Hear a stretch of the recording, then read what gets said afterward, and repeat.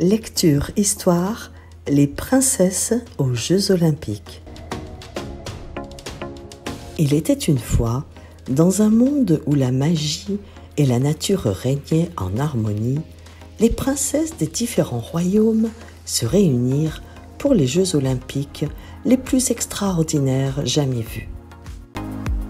La princesse d'Afrique, avec son lion majestueux, enseigna la force et le courage. Elle porte un nom aussi majestueux et vibrant que les vastes terres qu'elle représente. Elle s'appelle Nia, qui signifie intention ou but dans la langue swahili, reflétant sa détermination et son leadership éclairé. Nia, avec son lion apprivoisé, symbolise la force et la sagesse ancestrale de son peuple, et ensemble, ils incarnent l'esprit indomptable de l'Afrique. La princesse d'Irlande, accompagnée de son loup loyal, partagea la sagesse de la meute et l'importance de la famille. La princesse d'Irlande, gardienne des forêts émeraudes et amie des loups, est connue sous le nom enchanteur d'Aisling, qui signifie rêve ou vision en gaélique. Aisling et son loup apprivoisé, Faelan, qui signifie petit loup, partagent un lien spirituel profond, tissant ensemble les anciennes légendes et la sagesse de la nature. Ils parcourent les terres mystiques, inspirant leur peuple avec les valeurs de vie des loups. La loyauté indéfectible, l'esprit communautaire et la bravoure face aux défis. La princesse du royaume hindou, avec sa vache sacrée, montra la sainteté de la vie et de la générosité. La princesse du royaume hindou, une figure de grâce et de sagesse, est connue sous le nom de Anika, qui signifie gracieuse et brillante en sanskrit. Anika, avec sa vache sacrée, incarne la richesse spirituelle et culturelle de son royaume, guidant son peuple avec compassion et illuminant les cœurs avec la lumière de la connaissance et de la paix. Ensemble, ils symbolisent l'harmonie et la prospérité qui règnent dans leur terre bénie. L'aigle royal de la princesse de l'Himalaya symbolisait la liberté et la vue perçante de la vérité. La princesse de l'Himalaya, élevée parmi les sommets enneigés et les cieux infinis, est baptisée Lakpa, un nom qui signifie mercredi en tibétain, jour de sa naissance. Considérée comme auspicieux et porteur de chance.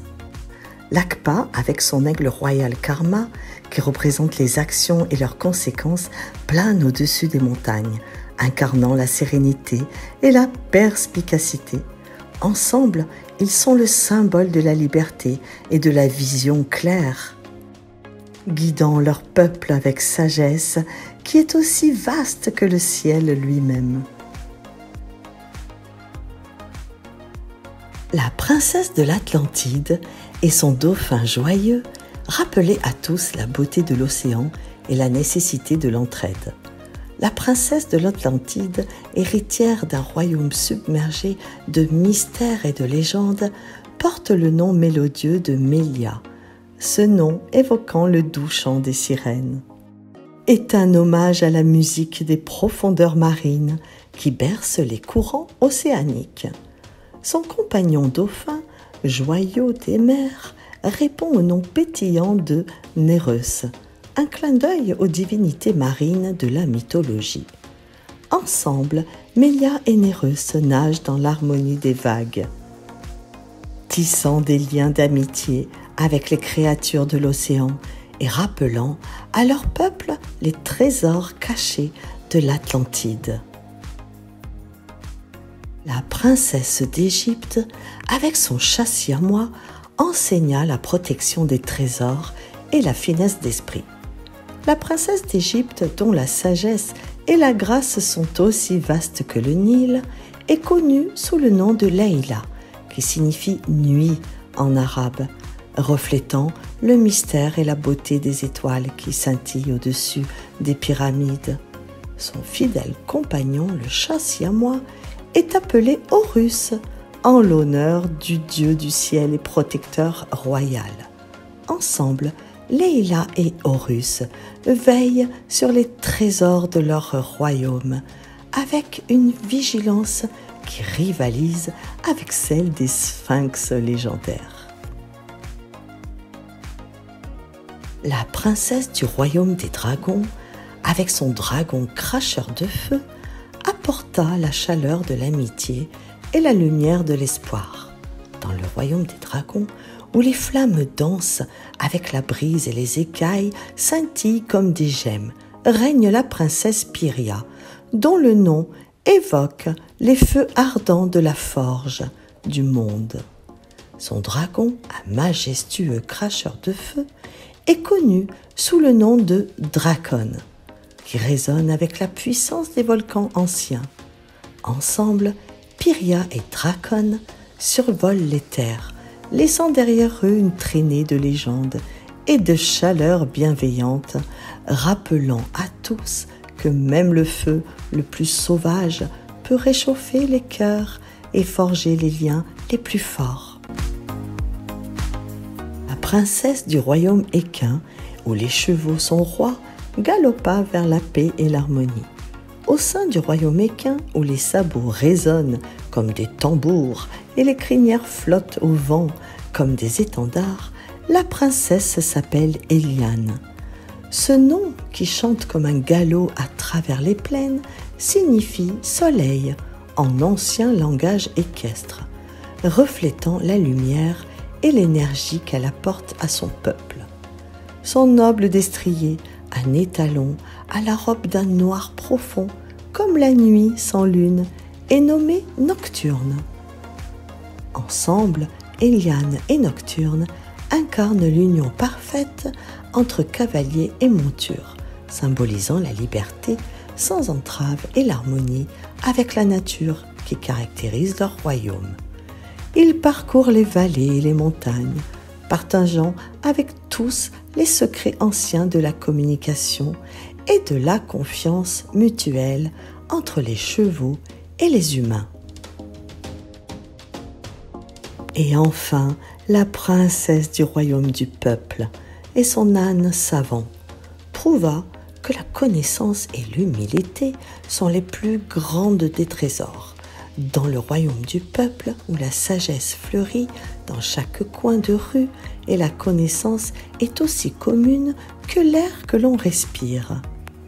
La princesse est appelée Héloïse, un nom qui résonne avec l'écho des rires d'enfants et le murmure des anciens.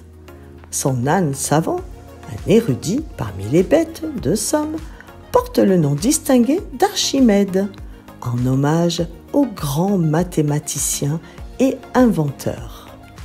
Ensemble, Héloïse et Archimède parcourent les marchés et les bibliothèques, partageant des histoires qui enseignent et des énigmes qui éveillent l'esprit. Ils rappellent à tous que la véritable richesse n'est pas mesurée en pièces d'or, mais en moments de compréhension et en actes de gentillesse. Les épreuves étaient aussi variées que les participants. Une course de relais où chaque princesse devait comprendre et s'adapter aux forces de l'animal de l'autre. Un concours de danse où les mouvements racontaient l'histoire de leur terre. Et un défi de sagesse où les animaux devaient résoudre des énigmes anciennes. Les rires et les encouragements remplissaient l'air, car, malgré la compétition, l'amitié fleurissait. À la fin des Jeux, aucune médaille d'or ne fut décernée, car le véritable trésor était l'unité et les leçons apprises. Les princesses repartirent dans leur royaume non pas comme rivales, mais comme sœurs, avec la promesse de partager et de cultiver les valeurs apprises.